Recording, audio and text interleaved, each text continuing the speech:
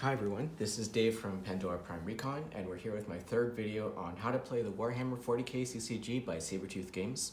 If you haven't watched parts 1 and 2, be sure to check those out because it will help make this video make more sense to you.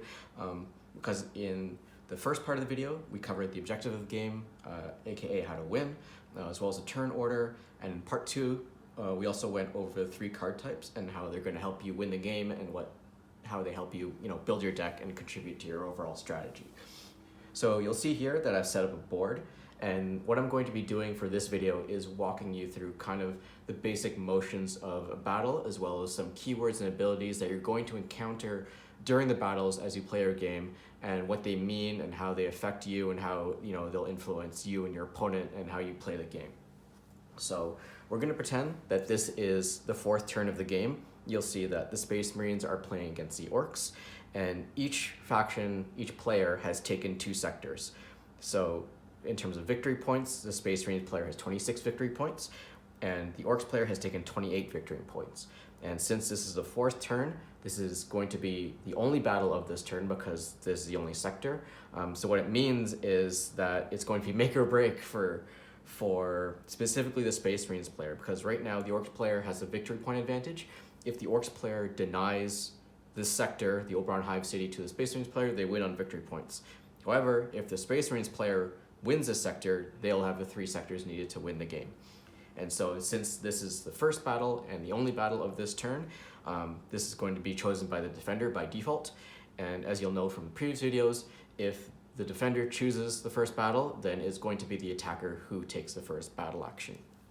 And so we've seen here, I've gone ahead and done kind of the setup phase, and the setup phase is done after every sector is chosen. So once one player has chosen one of the 2 battles for the turn, you reveal all of your face down deployment cards, and then you go through setup. And so that's the first stage of setup, is revealing all the cards at the sector. The second step of setup is drawing your command hands. So the default size of a command hand is 4 cards. You see I've drawn 4 cards for our Orcs player here, and our Space Marines player has also drawn their command hand. But because of their fleet ability, they get to draw 2 extra cards if they have a character present at the sector, and so they get to draw a 6-card command hand for this battle. There are 2 other kind of minor steps to setup. One is triggering any during setup abilities. So commonly, a sector or individual cards will have prompts that say during setup it does this or you do this. So you just follow those when those are done, and they're after setup abilities, which kind of happen afterwards. So there's a little bit of a timing thing there, but that's a bit of a nuance that you'll get into as you play more games and get more familiar with the game. So by default, the attacker gets the first battle action, although normally, due to the Orcs' first fleet ability, they'll usually get the first action a lot of the times when they play because of their numerical superiority. Just in case you weren't aware, we'll take a look at the Orcs fleet card. So when the Orcs player chooses a sector, they get the first BA if they have more opponents there than the opponent. So commonly, they'll get the first sector the majority of battles that they'll fight. So the Orcs player gets the first BA, has drawn their command hand, and the world is their oyster. So what can you do in a BA? I don't think I've properly talked about this, but battle actions are kind of like chess moves in the 40K CCG. So you're going to take a battle action, your opponent will take a battle action, and you'll go back and forth until the battle is over. And so what constitutes a battle action? So the first thing is playing a BA. One of these, I have an example here. If you can see, this is a command card that you can play as a battle action. So it has got the abbreviation, it's got a 4+. So any number like this that's in brackets is called a test. And in order to pass this test or fail this test, you need to roll off the top of your deck. And so let's say, for example, if I wanted to play this battle action to try and infiltrate a non-flag unit from my deck, I'll announce it to my opponent, I'll put it on the field, and then I'm going to roll off top of my deck to see if I pass. So in that case, I rolled a 4, so then I would pass, and I'd be able to play this BA. So let's put this away. So other things you can do as a BA, BAs are also available on cards as abilities, so you're able to do that as well. Sometimes there are costs associated with it, like passing a test or locking the unit or locking the card. But that's another way you can play a BA. The other common ones are shooting. I talked about shooting a little bit in part 2, but shooting constitutes BA, and how you do that as a quick recap is that you choose any unit and you lock it and you designate a target for your shooting attack. It can be anyone here except for, as I mentioned in part 2, you cannot target a character unless it is locked. Locked basically means tapped. And so I can choose the DACA boys to shoot at any unit here. You go through blocking, for example, a speed 3 or higher unit can block the shooting attack and take the hit. So that's essentially a shooting attack. Another good point to go over is counterattack. I'll go over this a little bit later, but that's kind of a keyword, a very important keyword that you'll encounter in units as you play the game. As you'll see here, Squad Damocles, the tactical squad, they have counterattack. And what that means is that if they ever suffer damage from shooting or assault, they'll deal their damage back to that attacker equal to their firepower. So for example, if I were to choose misguidedly to shoot with my DACA boys at Squad Damocles, Damocles would laugh and deal 3 damage back to the DACA boys and kill them, making it kind of a mutual destruction kind of thing. That's one thing to watch out for, because counterattack is a very powerful ability, and it applies to both shooting and assaulting to the receiving unit. Another battle action you can do is charge. Again, in the previous video I talked about how to charge an assault. So as a battle action, you can charge an assault unit. You can only charge assault units. So what you do is you turn it upside down. A couple details that are important to consider is that a charging unit can still shoot. It doesn't count as being locked, so it can still shoot if you decide it's wiser to shoot with a charging unit. And there are cases where this will happen. Another thing to consider is that after a unit has charged and is locked, you can charge it again. Charging, unless it specifically says in the ability, you can charge any locked unit. So if there's an ability that says charge an assault unit, you can take this locked unit and charge it right again. However, there's some abilities, specifically troop capacity, which I'll talk about later, where it specifies that the unit you want to charge has to be ready. But there are a lot of abilities in the game which say charge this unit with one of the main intentions and values it provides is that it lets you charge a locked assault unit. So that's something to keep in mind. And again, with a charged unit, you can spend a battle action to assault with it, which is kind of the end result of the charging and assaulting process. So usually, again, how it works is that, let's say you charge a unit, your opponent will play a battle action, and then if this unit still survives, you can assault with it as normal. So those are the main battle actions you can do. I think those are the only ones. So again, as a recap, you can play a BA from your hand, you can play a BA on a card, you can shoot, you can charge and assault. The last one is the pass. The pass is either you have no actions available to you or you choose not to fight anymore. And the battle ends when both players pass in succession. So that's usually what determines the end of a battle is, usually what happens is that both players will, trade battle actions and destroy each other's units to the point where either all their units are locked or destroyed, or they can't play any more BAs and they pass and the battle is over. And usually by that point, one player may have the requirements needed to take the sector, which in this case would be to have 4 flags at the hive city, as well as more flags than that of your opponent. So that's kind of the usual flow of a battle. Is, again, just a quick recap, is to, as setup, to reveal all of your cards, draw your command hands, determine who is taking the first battle action, and then you take turns taking battle actions until both players pass, and then that is the end of the battle. And then, so for example, if there are more sectors during this game, that would be the first battle, and then the second battle, the attacker would choose where to fight, and then you do the process all over again. And again, it's for 4 turns, and that's how you determine who is the winner. So I talked about battle actions. You can play as cards, which are denoted by BA on the card. A few more that are really important that I'll go over are reactions. Let me see if I have reaction. I do have a reaction card here. So if we take a look at Squad Furion, they have an abbreviation here with R. R means a reaction. So R means it'll show what the condition is that you'll need to be able to play this ability, but it's usually after you do something or after your opponent does something. So again, there's a cost. So as a reaction, in order to play this ability, you have to discard a random card and pass a 3+ test.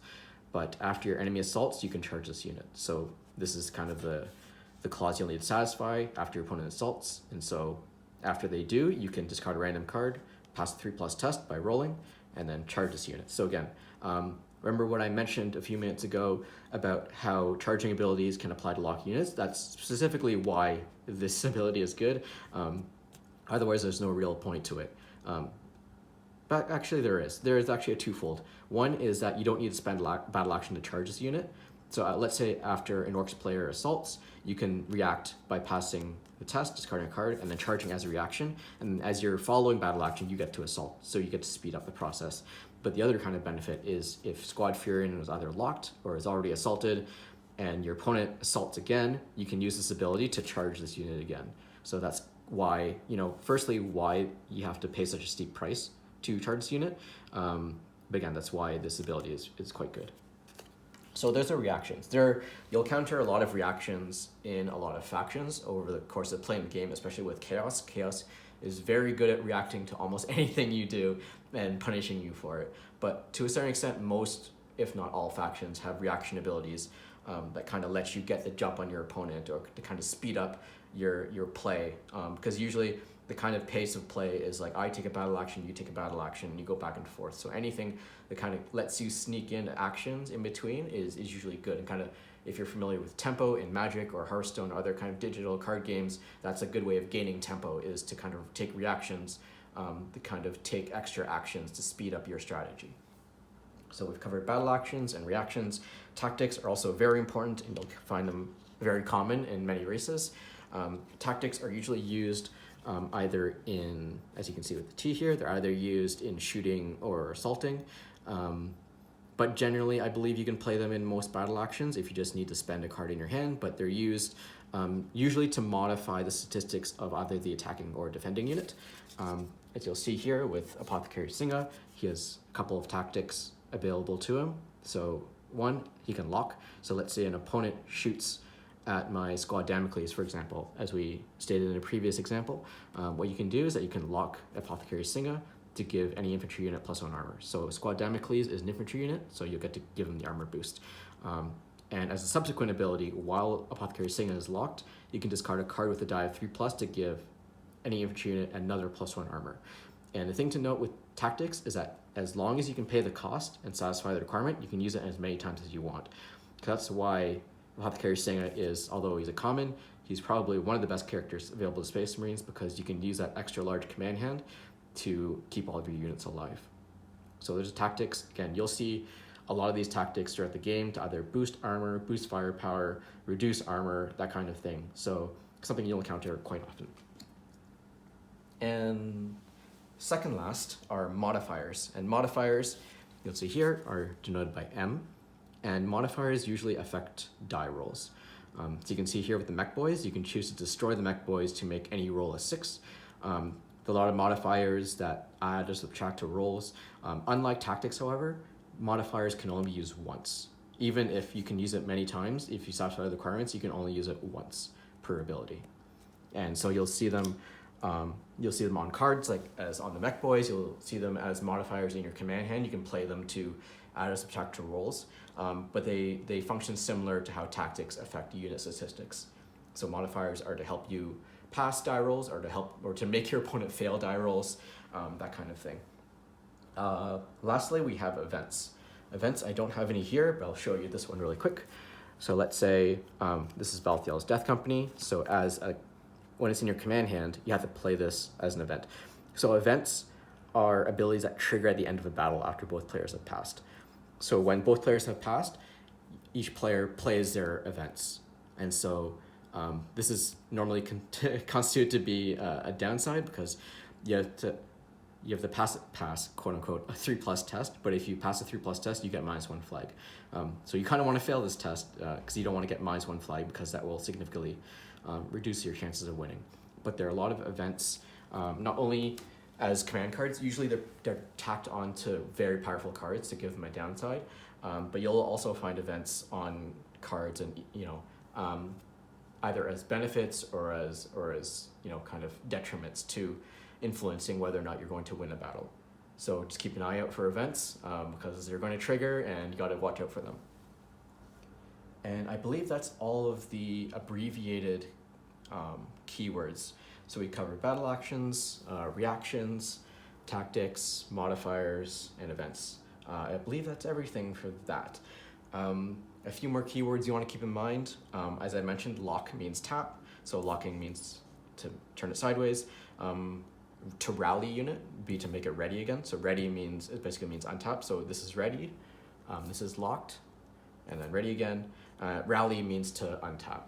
So there are a lot of races that are focused especially on rallying units to get additional uses out of them. So keep an eye out for that. Counterattack we covered already.